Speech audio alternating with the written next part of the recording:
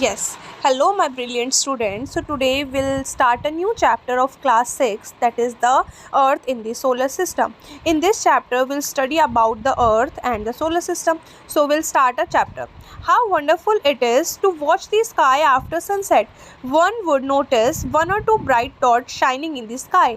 देखो कितना अच्छा लगता है ना, हम सनसेट के बाद जब हम स्काई को देखते हैं और छोटे छोटे डॉट्स, छोटे छोटे 2-3 डॉट्स हमें स्काई में शो होते हैं, बट कुछ देर बाद they all are increasing, and कुछ टाइम बाद अगर हम देखते हैं उन्हीं स्काई को, तो जो नंबर ऑफ स्टार्स होते हैं they all are increasing. Okay, now next is and you can't count them any more. The whole sky filled with shining object. और पूरा स्काई किससे भर जाता है? एक शाइनी ऑब्जेक्ट से. Some are bright, some are dim, है ना. कुछ ब्राइट्स होते हैं और कुछ डिम होते हैं उसके अंदर. कुछ तो ऐसे होते हैं जो बहुत ज़्यादा शाइन कर रहे होते हैं, ठीक है, और कुछ ऐसे स्टार्स होते हैं जो बिल्कुल भी शाइन नहीं करते, जस्ट सिंपल ऐसे ही होते हैं, ठीक है. And some are very shiny as well as twinkling.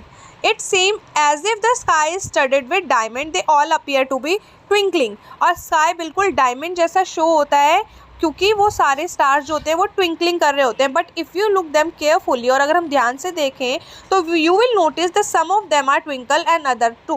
कुछ ऐसे होते हैं जो ट्विंकल करते हैं और कुछ ऐसे होते हैं जो ट्विंकलिंग नहीं करते. ओके, और कुछ ऐसे होते हैं जो ट्विंकल नहीं करते, जो बिल्कुल सन की लाइट, जैसे मून की लाइट होती है ना, जस्ट मून शाइन कर रहा होता है, जस्ट ऐसे ही वो खुद होते हैं. Now the next is, along with these bright objects you may also see the moon or most of the days. It may however appear different times in different shapes and different position. और कुछ time बाद आप देखते हैं तो moon जो होता है वो अपने टाइम के अकॉर्डिंग, जैसे जैसे उसका टाइम होता है उसी के अकॉर्डिंग वो अपनी शेप एज वेल एज अपनी पोजीशन चेंज करता रहता है. You see the full moon अगर हम देखते हैं तो पूर्णिमा की रात को हम फुल मून देखते हैं. And the fortnight later you can not see it at all. It is new moon night और अमावस्या. और कुछ टाइम बाद अगर हम देखते हैं तो मतलब एक टाइम होता है जिसको फुल मून कहते हैं, पूर्णिमा की रात, और एक होता है न्यू मून जिसे कहते हैं हम अमावस्या. On this day you can watch the night sky best. और अमावस्या वाले दिन तुम पूरे मतलब नाइट को तुम बहुत अच्छे से क्लियरली देख सकते हो, क्योंकि मून की लाइट बिल्कुल भी नहीं होती है, बिल्कुल क्लियर स्काई आपको उस दिन देखने को मिलता है. Now do you wonder why can't we see the moon and all those bright tiny object during the day time. ये आपका एक इम्पॉर्टेंट क्वेश्चन है, ये आ सकता है एग्जाम में कि ऐसा क्यों होता है कि हमें do you wonder why can't we see the moon and all those bright tiny object during the day time. हमें डे टाइम में ये सारे टाइनी ऑब्जेक्ट्स क्यों नहीं दिखते. ये बेसिक बहुत ज़्यादा क्वेश्चन आता है एग्जाम में. एनसीईआरटी आपकी एक ऐसी बुक है जिसमें से सीबीएसई वाले पेपर बना के देते हैं. एनसीईआरटी से बाहर कुछ नहीं आता, सिर्फ बुक को ध्यान से अगर पढ़ लोगे उसी में से सारे आपके पेपर बनाए जाते हैं, और ये एक मोस्ट इंपॉर्टेंट क्वेश्चन है. Now the next is, why can't we see the moon and all those bright tiny object day time. Day time में हम ये सारी चीज़ें क्यों नहीं देख पाते? Just because the very bright light of the sun does not allow us to see the bright object night sky. क्यों? क्योंकि सन की इतनी ज़्यादा पावरफुल लाइट होती है कि सन हमें अलाउ ही नहीं करता इन सब लाइट्स को देखने के लिए. ओके, क्योंकि सन की इतनी पावरफुल लाइट होती है, इन सब की लाइट सन के आगे एक तरीके से फीकी पड़ जाती है और सन की लाइट बहुत ज़्यादा ब्राइट हो जाती है. So that sun does not allow us to see all these bright objects. Now अब क्वेश्चन आता है कि ये जो ब्राइट ऑब्जेक्ट्स होते हैं, जो शाइनी होते हैं, इनको कहते क्या हैं? तो जितने भी शाइनी ऑब्जेक्ट्स होते हैं हमारे स्काई में, they all are called celestial body. इनको क्या कहते हैं हम? Celestial bodies. They all are celestial bodies. Some celestial bodies are big. कुछ ऐसे सेलेस्टियल बॉडीज़ होती हैं जो बिग होती हैं, एंड सम आर हॉट. और कुछ होती हैं जो बहुत ज़्यादा हॉट होती हैं. They all are made up of gases. और ये सारी किससे बनी होती है? सारी क्वेश्चन बिल्कुल आ सकता है कि सेलेस्टियल बॉडी किस चीज़ से बनी होती है. They all are made up of gases. ये किससे बनी होती हैं? गैसेज से बनी होती है. Celestial bodies are big as well as hot and they all are made up of gases.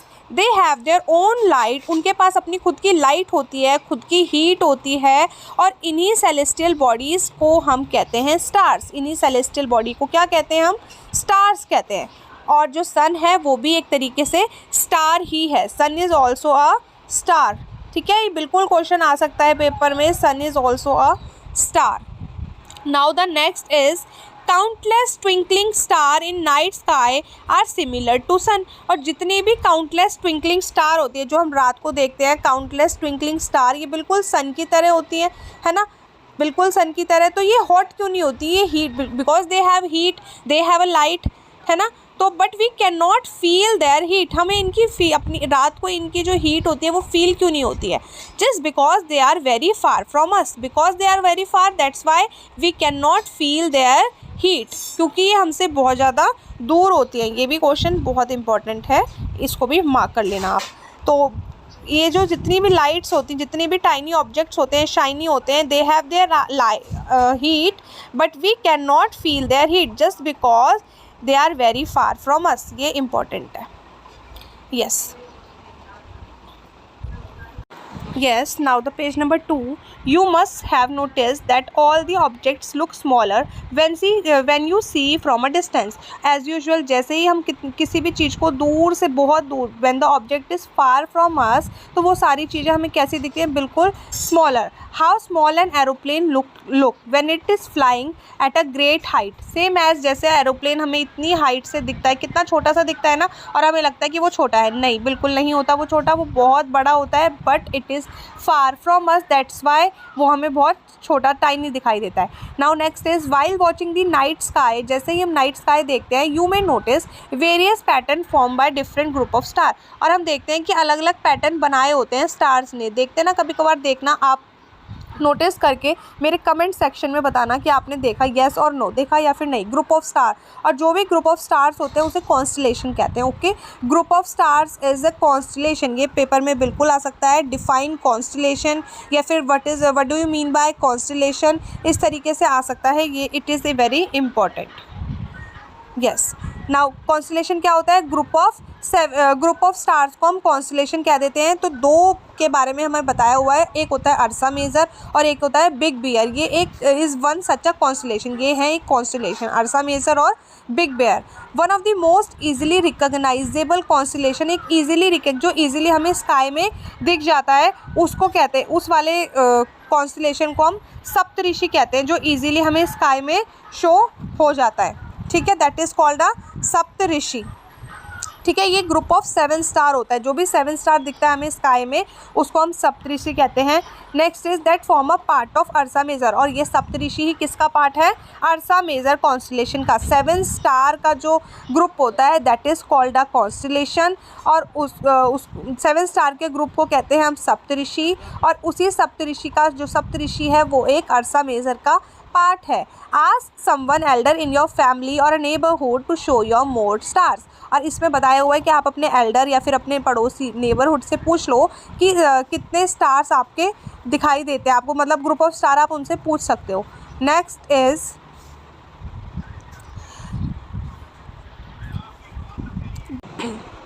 Yes, Ursa Major. Next is ask someone elder in your family, ये कंप्लीट हमारा हो गया था।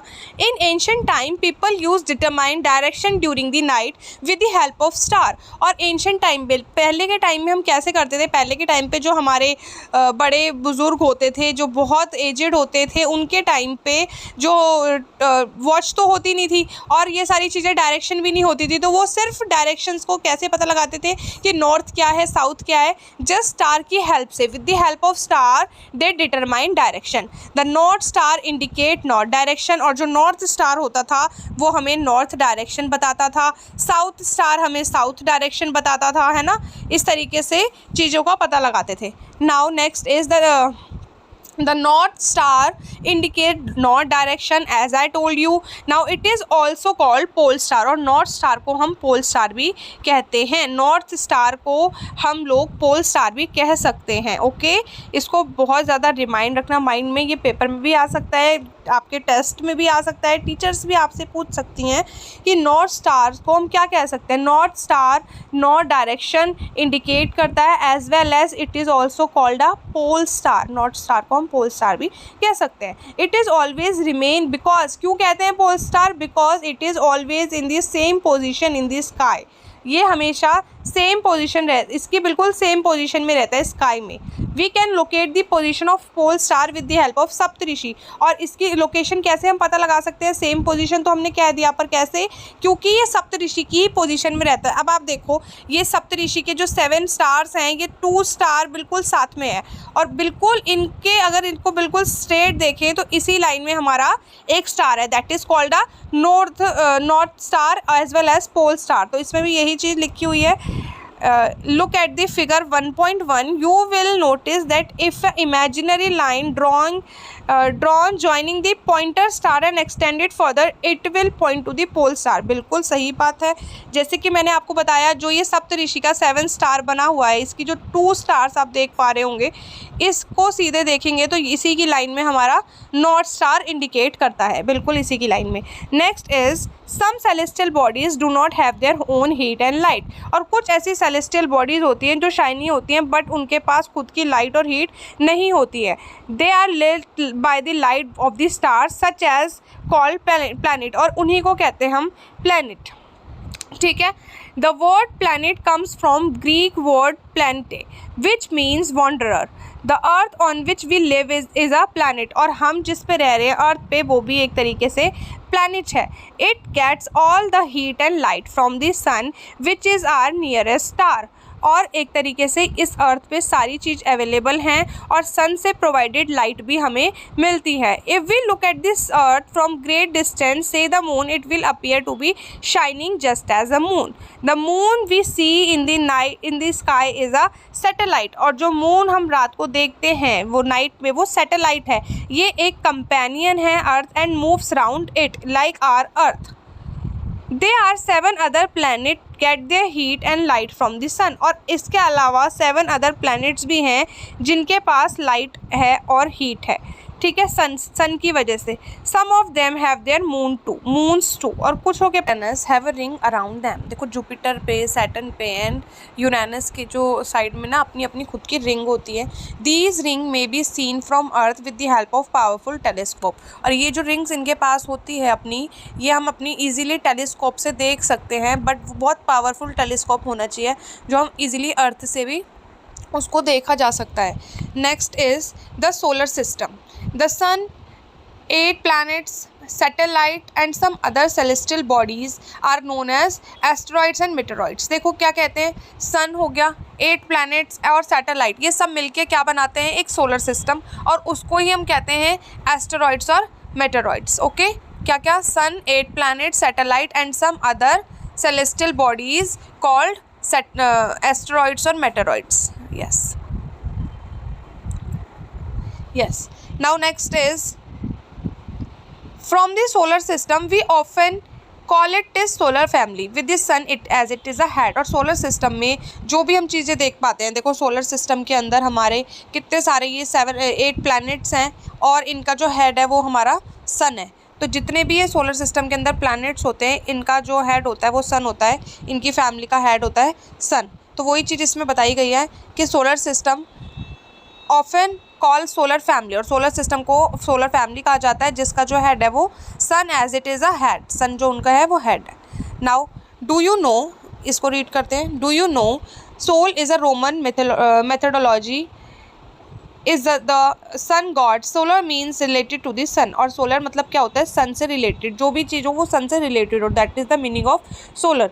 The family of the sun is therefore called solar system. और sun की ही family को, जो सन की पूरी फैमिली होती है, ये हमने जो देखा है ये सन की पूरी फैमिली है, इसको ही हम सोलर सिस्टम कहते हैं, सन की फैमिली को। नाउ नेक्स्ट इज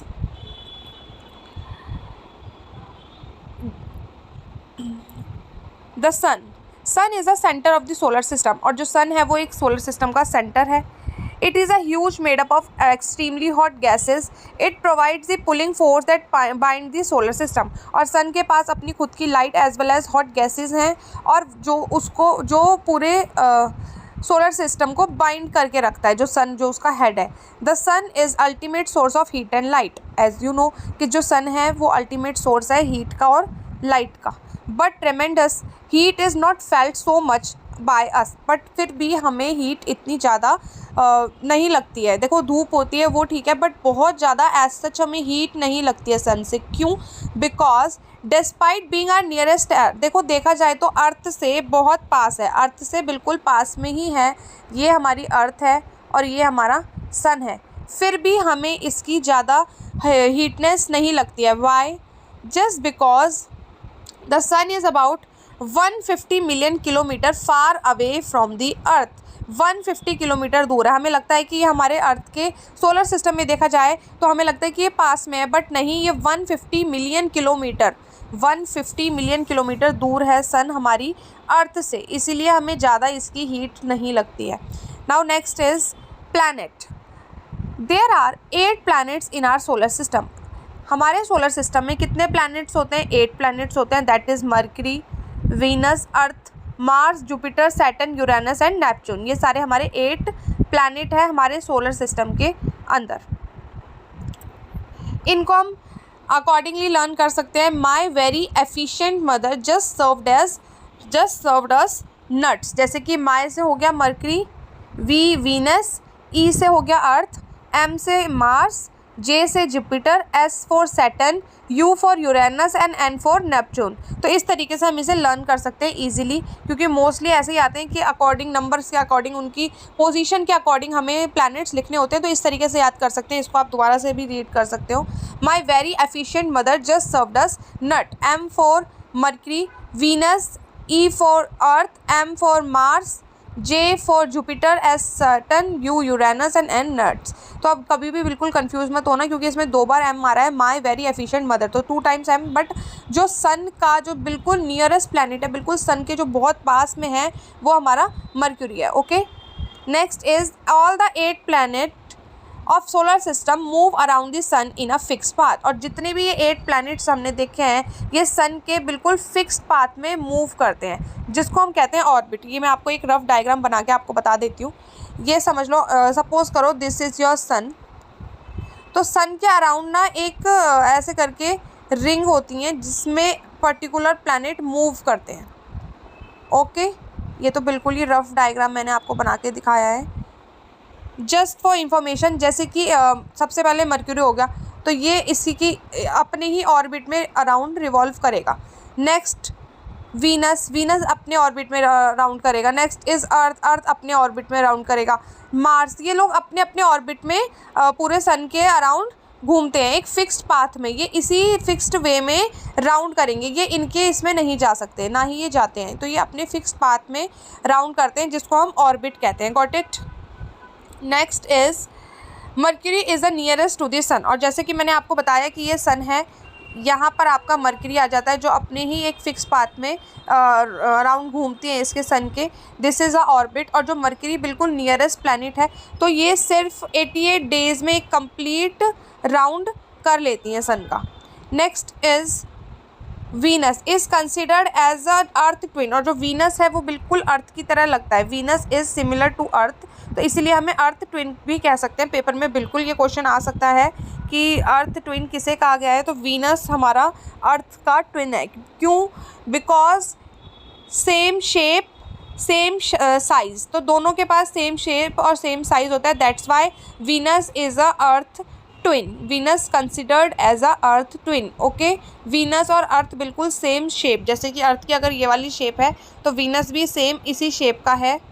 अर्थ का अगर इतना साइज़ है, तो वीनस का भी इतना ही साइज़ है, तो ये आपका वीनस जो हो गया वो अर्थ ट्विन है। Next is till recently Pluto was considered as a planet. जैसे कि आपको पता होगा कि प्लूटो को भी एक प्लैनेट कहा जाता था, बट इंटरनेशनल एस्ट्रोनॉमिकल यूनियन की तरफ से देखा गया कि जो प्लूटो है वो एक ड्वार्फ प्लैनेट है। ओके, प्लूटो ड्वार्फ प्लैनेट है, प्लूटो नॉर्मल सोलर सिस्टम का पार्ट अब नहीं है। Next is the earth. पहले हम वर्ड ओरिजिन देख लेते हैं इसका।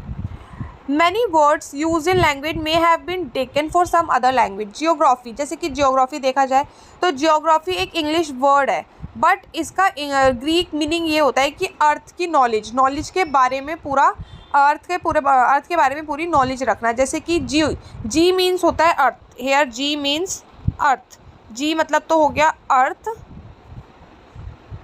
And graphy meaning, graphy is writing, यानी कि अर्थ के बारे में राइटिंग, अर्थ के बारे में पूरी बात बताई गई हो। उसको कहते हैं जियोग्राफी। सेम उसी तरीके से जियोलॉजी हो गया यानी कि अर्थ की स्टडी, ओके। जियोमेट्री हो गया यानी कि मेज़रमेंट, अर्थ का मेज़रमेंट, इस तरीके से। Now next is the earth.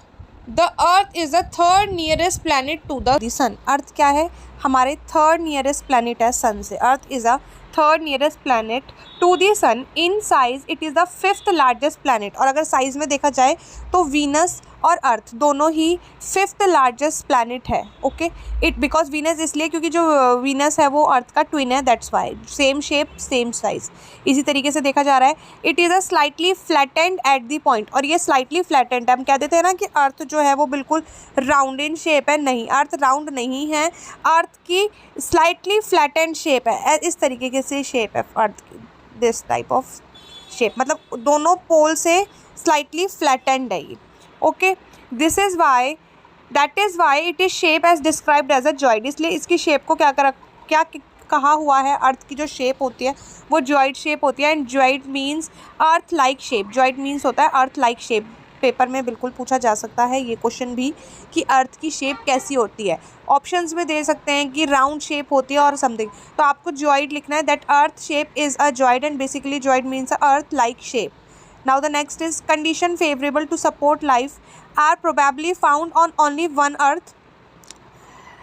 Condition favorable to support life, obviously देखो कंडीशन जो भी दी गई होती है, जो भी हमारे ह्यूमन बींग्स को रहने के लिए सपोर्ट सिस्टम चाहिए होता है, वो सब कुछ अर्थ के अंदर है। एक अर्थ में ही एक ऐसी चीज़ देखी गई है कि सब कुछ है, एयर, वाटर, एवरीथिंग। नाउ जो हमारी इसेंशियल होता है लाइफ को सर्वाइव करने के लिए। The earth has life supporting gases, और अर्थ के पास ही लाइफ सपोर्टिंग गैसेज है।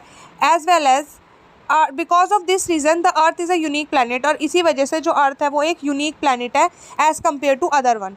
फ्रॉम द आउटर सरफेस, और अगर आउटर सरफेस देखा जाए तो अर्थ अपीयर ब्लू कहते हैं ना, ब्लू प्लानट कौन सा है, पेपर में पूछा जा सकता है कि which is your blue planet. तो earth basically called a blue planet just because कि अर्थ की जो आउटर सरफेस होती है, जो बाहर का सरफेस होता है अर्थ का, ये आउटर लेयर वो बिल्कुल ब्लू कलर का होता है। Because 1/3 surface is covered with water, क्योंकि 1/3 सरफेस कवर्ड हो रखा है वाटर से।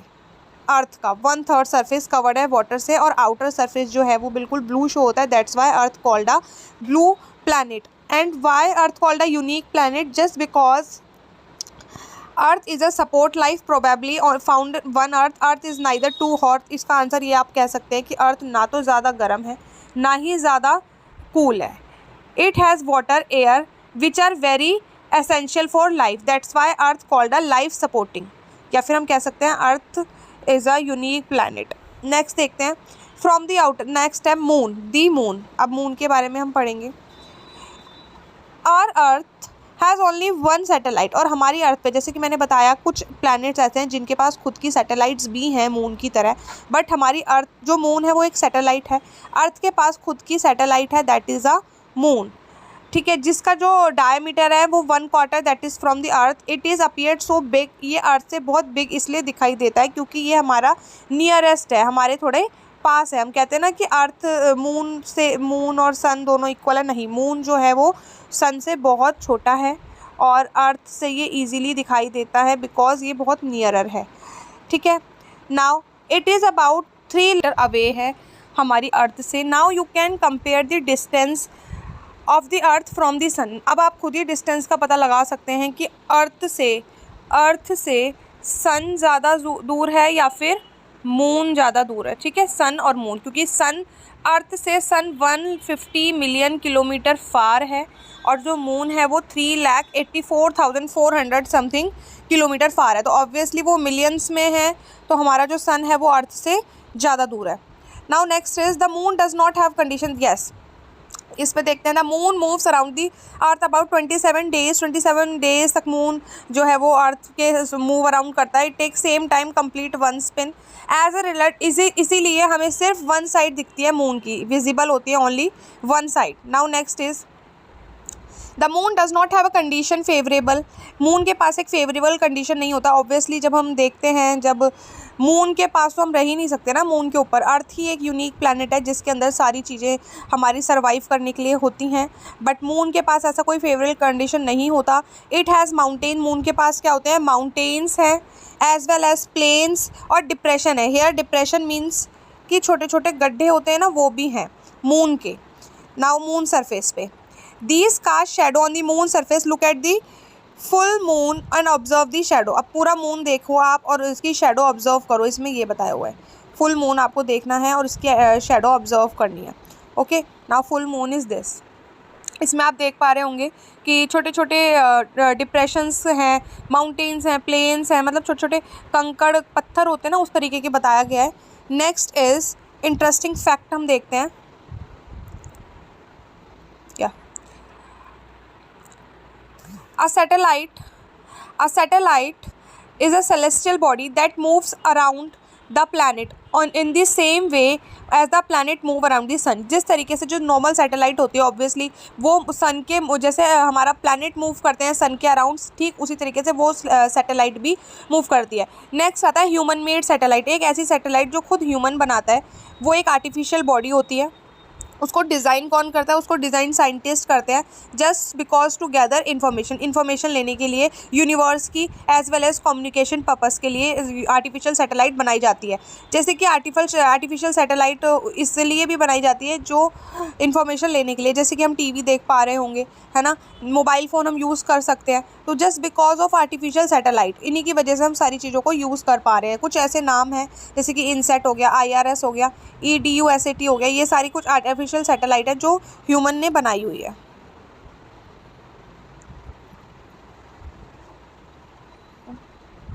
Yes, now next is asteroids. Now next is asteroids. Apart from the star, planets and satellites, there are numerous tiny body which also move around the sun। देखो planet और satellite और stars के अलावा भी कुछ एक ऐसी numerous मतलब बहुत सारी tiny bodies होती हैं जो sun के around revolve करती हैं। Okay, These bodies called asteroid, और इन्हीं बॉडी को हम कहते हैं एस्टेरॉइड्स। यही जो न्यूमरस बॉडी होती है इनको हम कहते हैं एस्टेरॉइड। बिल्कुल एग्जाम में आपके आ सकता है difference between asteroids and meteoroids. तो सबसे पहले एस्टेरॉइड की डेफिनेशन आप यहाँ से लेके इधर से इधर तक आप नोटबुक में नोट डाउन कर सकते हैं। Okay, now what next is they are found between Mars और जुपिटर, और मार्स और जुपिटर्स के बीच में ये पाए जाते हैं asteroids. Scientist are the view asteroids as a part of planet which exploded many year back. और एस्टेरॉइड्स क्या होते हैं? ये प्लैनेट के ही पार्ट होते हैं जो एक्सप्लोडेड हो गए हैं, मतलब जो प्लैनेट होते हैं ना, जो फूट गए हैं, मतलब टूट गए हैं, उनके जो छोटे छोटे टुकड़े होते हैं वो उन्हीं को कहते हैं हम एस्टेरॉइड्स। ठीक है, नेक्स्ट आता है meteoroids. Yes, now what next is meteoroids। the small pieces of rock which move around the sun is called a meteoroids। और छोटे छोटे पीसेस होते हैं रॉक के जो सन के आसपास मूव अराउंड करते हैं, उसको कहते हैं meteoroids. Sometime these meteoroids come near the earth and tend to drop upon it. और कुछ कभी कभार ऐसा देखा भी गया है कि ये जो मेटेरॉइड्स होते हैं, छोटे छोटे टुकड़े होते हैं रॉक के, पत्थर के, ये कभी कभार हमारी अर्थ के नियर बाय भी आ जाते हैं और उन अर्थ के ऊपर भी गिर सकते हैं।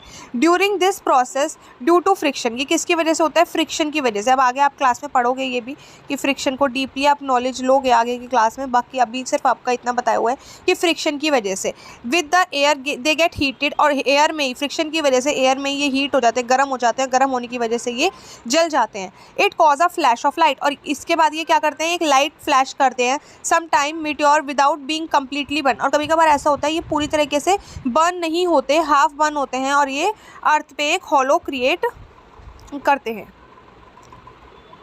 Yes, do you see whitish broad band like a white glowing path? कभी आपने देखा है स्काई में एक वाइट कलर का एक पाथ, पूरा पाथ, मतलब पूरा एक रास्ता सा है, रास्ता सा हो जाता है आसमान में। ये देखो आप देख पा रहे होंगे इस तरीके से।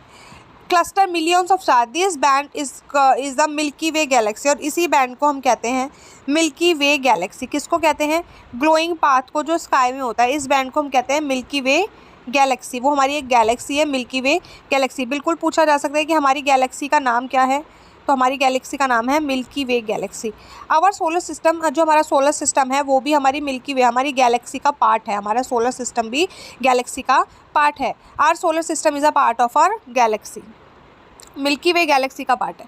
इन ancient India it was imagine to be river light flowing in the sky. और पहले के टाइम पे क्या लगता था कि ये जो आसमान में वाइटिश कलर का पूरा बैंड है ये एक तरीके से आकाश गंगा है, क्योंकि वो बहुत ज़्यादा शाइन करता था।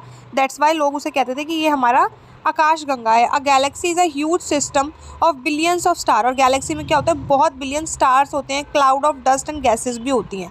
ओके, गैलेक्सी में there are millions of such galaxies that make a universe. और इसी तरीके से बहुत सारी गैलेक्सी मिलके एक पूरा यूनिवर्स बनाती हैं। पूरा एक यूनिवर्स बहुत सारी गैलेक्सीज मिलके बनाती हैं। गैलेक्सी के अंदर millions of stars as well as clouds of dust gases आ जाते हैं।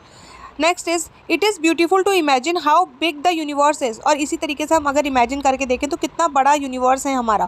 Obviously scientist are still trying to find out more and more about it. और साइंटिस्ट की खोज सर्च अभी भी जारी है। देखते हैं वो कि कितना और है इसके अंदर, और इन्फॉर्मेशन लेने की वो कोशिश कर रहे हैं अभी भी।